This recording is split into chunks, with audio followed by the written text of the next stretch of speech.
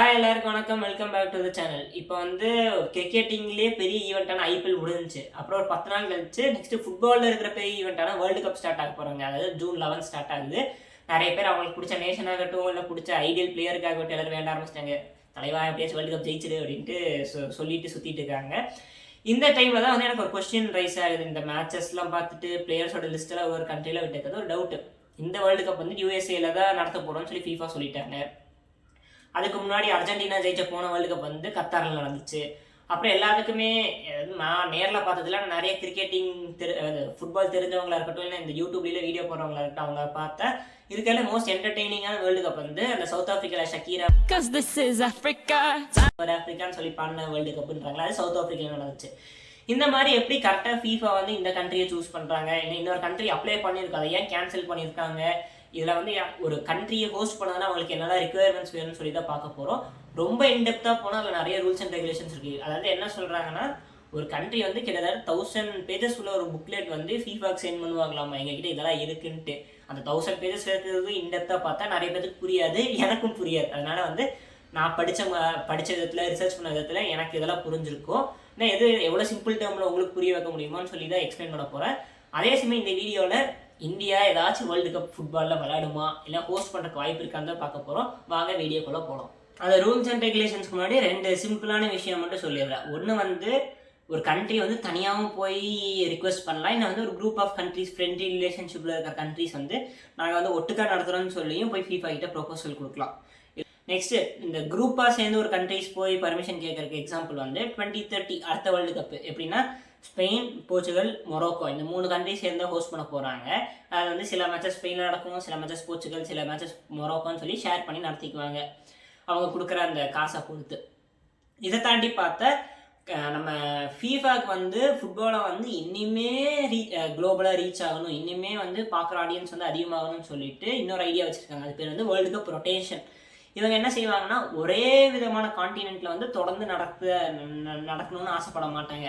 முடிஞ்ச அளவுக்கு வேறு கான்டினென்ட்டில் வேறு வேர்ல்டு கப் ஒரு வேர்ல்டு கப் நடத்தணும்னு ஆசைப்படுவாங்க. அந்தபடி பார்க்குறதுனால இப்போ வந்து இந்த தடவை அமெரிக்கா, அடுத்த தடவை இந்த போர்ச்சுகல், ஸ்பெயினில் சூஸ் பண்ணனால 2034 வேர்ல்டு கப் வந்து 2 கான்டினென்ட்டுக்கு தான் சான்ஸ் கொடுத்துருக்காங்க. ஒன்று வந்து ஏஷியாவிலேருந்து ஒரு கண்ட்ரி பிட் பண்ணலாம், இன்னொன்று வந்து இந்த ஒசோனியா கான்டினென்ட்லேருந்து நீங்கள் பிட் பண்ணலான்னு சொன்னாங்க. ஒசோனியாவை கம்பேர் பண்ணும்போது ஏஷியாவில் இருக்க நிறைய மிடில் ஈஸ்ட் கண்ட்ரிஸ் வந்து அதிகமான பணம் வச்சிருக்க காரணத்தினால சவுதி அரேபியா அதிகமாக பிட் பண்ணி அவங்களுக்கு இப்போ வந்து அந்த 2034 ஃபுட்பால் வேர்ல்டு கப் லைசன்ஸ் போயிடுச்சு. இதுதான் பேசிக்கான 2 விஷயம். ஒன்று வந்து எப்படி ஒரு எந்த கண்ட்ரி போய் ப்ரொபோசல் பண்ணலான் இருக்கு, இன்னொன்று வந்து ஃபீஃபா வந்து கரெக்டாக இந்த வேர்ல்டு கப்புக்கு வந்து எந்த கான்டினென்ட்டை ப்ரையாரிட்டி பண்ணுறாங்கன்ட்டு முன்னாடியே சொல்லிடுவாங்க. இப்போ வந்து ஃபஸ்ட்டு செக்மெண்ட்டில் வந்து ஜென்ரிக்கான இது பார்த்துட்டோம். எந்த கண்ட்ரிக்கெலாம் வந்து பிட்டிங் ஆப்ஷன் இருக்குது, எந்தெந்த கண்ட்ரிக்கெலாம் இப்போ ரிக்வெஸ்ட் பண்ணுறதுக்கு ஆப்ஷன் இருக்குதுன்னு சொல்லி பார்த்துட்டோம். நெக்ஸ்ட்டு வந்து ஸ்பெசிஃபிக்காக பார்த்தா அதில் ஃபஸ்ட் திங் வந்து ஸ்டேடியமில் தான் விளையாட போகிறாங்க. இதில் வந்து ஒரு கண்ட்ரி வந்து ஒரு 20 ஸ்டேடியம் கிட்ட எங்ககிட்ட அவைலபிளாக இருக்குன்னு சொல்லி ஃபீஃபா கிட்ட போய் கொடுக்கலாம். அதில் வந்து 14 நல்ல ஸ்டேடியம் வந்து சூஸ் பண்ணுவாங்க. இதுலேயும் 2 இருக்குது. ஆல்ரெடி பில்ட் பண்ண ஸ்டேடியமா, இனிமேல் பில்ட் பண்ணுறீங்களோ, இல்லை வேர்ல்டு கப் முன்னாடி பில்ட் பண்ணுற ஸ்டேடியமான்னு இருக்குது. ஏன்னா வந்து இந்த கத்தாரில் பார்த்தா போன தடவை வந்து டக்குன்னு கட்டினாங்க, அப்புறம் அந்த கேம்லாம் முடிஞ்சோடனே எடுத்துட்டாங்களா, அந்த மாதிரி ஸ்டேடியமும் சிலது இருக்குது. அதனால வந்து இதில் அந்த 2 விதமான ஸ்டேடியமும் எடுத்துக்குவாங்க. நீங்கள் முடிஞ்ச அளவுக்கு சீக்கிரமாக அந்த ஸ்டேடியத்தை கட்டியிருந்த வேர்ல்டு கப் முன்னாடி. அதுதான் ஒரே ஒரு பிரச்சனை. இதில் என்னென்னா 14 ஸ்டேடியம் செலக்ட் பண்ணுறதுலேயும் என்னென்னா, நிறைய லீக் மேட்சஸ் நடக்கிற ஸ்டேடியம் வந்து மினிமம் வந்து 40,000 சீட்ஸ் இருக்கிற மாதிரி பார்க்கணுன்னு வாங்க. செமிஃபைனல் ஃபைனல் போகும்போது ஒரு அப்கிரேடு, அதாவது வந்து அப்போ தான் வந்து அதிக மக்கள் பார்க்குறதுக்கு நல்லாயிருக்கும், அப்புறம் வந்து அதிக வருமானமும் செமிஃபைனல் ஃபைனல்லேருந்து எடுக்கலாம்ல. செமிஃபைனல் எடுக்கும் போது வந்து மினிமம் 60,000 சீட் இருக்கணும் அந்த ஸ்டேடியம் வந்து. ஃபைனல் போகும்போது இன்னும் ஒரு 20,000, மினிமம் வந்து 80,000 சீட் இருக்கணும்னு சொல்லி ஃபீஃபா வந்து ஒரு ரூல் வச்சுருக்காங்க. அதை தாண்டி பார்த்தா இந்த லைட் வசதியில் நல்லா இருக்கணும். ஏன்னா சில மேட்சஸ்லாம் வந்து லைட் இல்லைன்னு சொல்லிட்டு பாதிலே நிறுத்தப்பட்ட மேட்சஸும் இருக்குது. அப்புறம் வந்து அந்த இந்த ஒரு கண்ட்ரிலேயும் ஒரு பிளேஸில் வெதர் இது கொஞ்சம் பிரச்சனை இருக்கும்ல, அதனால் வந்து வெதர் வந்து ரொம்ப ஹாரிபலாக இல்லாத மாதிரியும் இருக்கணும். இன்னொன்று வந்து விஐபியோ இல்லை இன்னும் ஸ்பெஷலான நாட்களில் வரும்போது அவங்களுக்கு ஹாஸ்பிட்டாலிட்டியோ இல்லை விஐபி கெஸ்ட் சீட்டோ வந்து தனியாக அலோகேட் பண்ணுற மாதிரி ஸ்டேடியத்தில் இருக்கணும். இதெல்லாம் வந்து ஒரு ஸ்டேடியமுக்கு வேண்டிய ரிக்குவயர்மெண்ட். இதெல்லாம் இருந்தால் வந்து ஃபீஃபா வந்து ஒரு பாக்ஸ் டிக் பண்ணிடுவாங்க, ஓகே இந்த கண்ட்ரி ஓகேன்ட்டு. அடுத்தது வந்து ஃபுட்பால் அந்த ஃபுட் ஸ்டேடியமை தாண்டி மீதி இருக்கிற இன்ஃப்ராஸ்ட்ரக்சருக்கும் வந்து சில ரிக்குவயர்மெண்ட் வச்சுருக்காங்க. அது வந்து ஏர்போர்ட் வசதி கரெக்டாக இருக்கணும், டிரான்ஸ்போர்ட்டேஷன் இந்த பிளேஸ்லேருந்து ஏர்போர்ட்லேருந்து ஹோட்டல்லேருந்தோ கிரவுண்டுக்கோ போகும்போதும் நல்ல ஃபெசிலிட்டி கரெக்டாக இருக்கணும். டிரான்ஸ்போர்ட்டாக இருக்கட்டும், ரோடு ப்ராப்ளம் எதுவும் இருக்கக்கூடாதுன்னு சொல்லி இருக்குது. அப்புறம் வந்து ஆல்ரெடி சொன்ன இந்த ஏர்போர்ட்டில் வந்து எல்லா பிளேயர்ஸுக்கு இந்த ஸ்டாஃபு அப்புறம் வந்து அஃபிஷியல்ஸ் வரவங்களுக்குலாம் வந்து விசா வந்து ஃப்ரீயாக இருக்கணும்னு சொல்லி ஒரு ரூல் இருக்குது. ஹோட்டல் வந்து நல்ல விதமாக பார்த்துக்கிற மாதிரி இருக்கணும். இந்த ஃபுட்டு வசதியெல்லாம் கரெக்டாக இருக்கணும். அது போக பார்த்தா விளையாடுற கிரவுண்டு பக்கத்துலேயே ட்ரைனிங் ஃபெசிலிட்டி இருக்கணும்.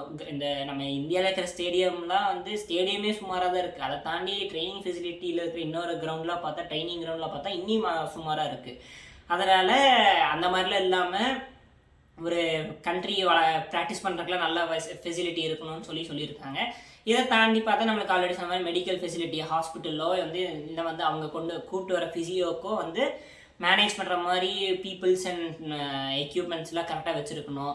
அவங்க கொண்டு வர இந்த ஃபுட்பாலு இந்த கியர்ஸ்லாம் கொண்டு வராங்களே அதெல்லாம் வந்து சேஃப்டியாக வைக்கிறதுக்கு பிளேஸ் வேணும். இந்த மாதிரி பேசிக்கான இன்ஃப்ராஸ்ட்ரக்சர் ப்ராப்ளம்ஸ் இல்லாமல் ஒரு கண்ட்ரி வந்து வச்சுருக்கணும். நெக்ஸ்ட்டு வந்து இதை தாண்டி பார்த்தா செக்யூரிட்டி ப்ராப்ளம்ஸ் எதுவும் இருக்கக்கூடாது. இப்போ வந்து ஒரு பிளேயர் வந்து பிளேஸ்லேருந்து அதாவது ஹோட்டல்லேருந்து கிரவுண்டுக்கு வரும்போது நடுவில் வந்து எந்த பிரச்சனையும் இல்லாமல் இருக்கிறதுக்கு நம்ம வந்து செக்யூரிட்டியோட கூப்பிட்டு வரணும்.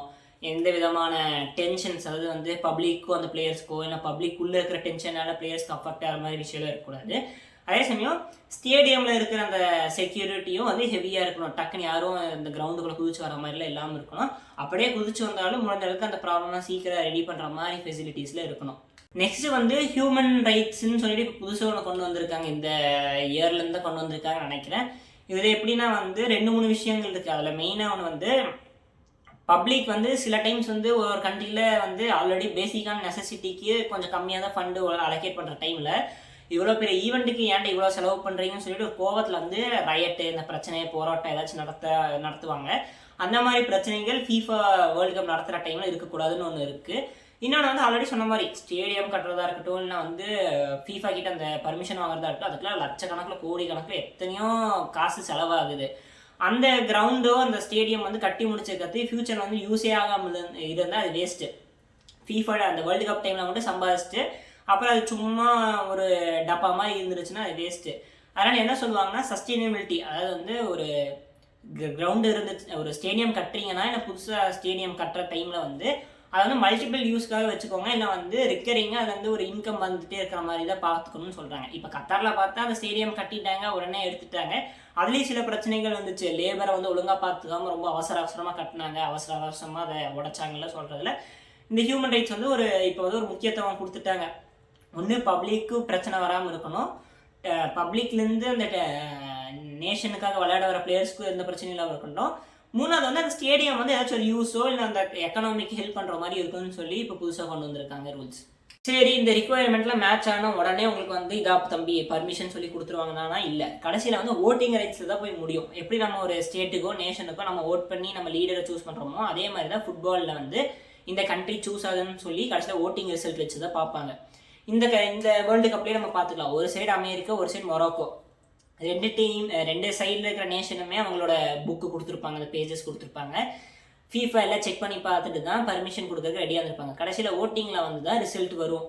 இதில் எப்படின்னா வந்து ஒரு கண்ட்ரிக்குமே ஒரு பாடி இருக்கும். நம்ம ஃபுட்பாலை மேனேஜ்மெண்ட் இருக்குது. நம்ம இந்தியாவில் பார்த்தா ஆல் இந்தியா ஃபுட்பால் ஃபெடரேஷன் AIFFன்னுவாங்க. அதே மாதிரி FIFA கடியில் இருக்கிற எல்லா கண்ட்ரீஸ்லேயும் ஒரு கண்ட்ரிக்கு ஒரு ஹெட் இருக்கிறவங்க தான் ஓட் போடுவாங்க. இது எல்லாமே சேர்ந்து அவங்க வந்து FIFA காங்கிரஸ் இல்லைன்னா வந்து இந்த ஃபுட்பால் காங்கிரஸ்ன்னு சொல்லுவாங்க. இப்போ ஃபஸ்ட்டு வந்து ஓட்டிங்கில் வந்து 3 விதமான ஓட்டு இருக்குது. ஒன்று வந்து ஃபேவராக ஓட் பண்ணுறது, அதாவது வந்து இந்த வேர்ல்டு கப் வந்து நம்ம இந்தியா போர்டு வந்து அமெரிக்காவுக்கு தான் ஓட் போட்டிருக்காங்க. இது வந்து ஃபாராக ஓட் போட்டது.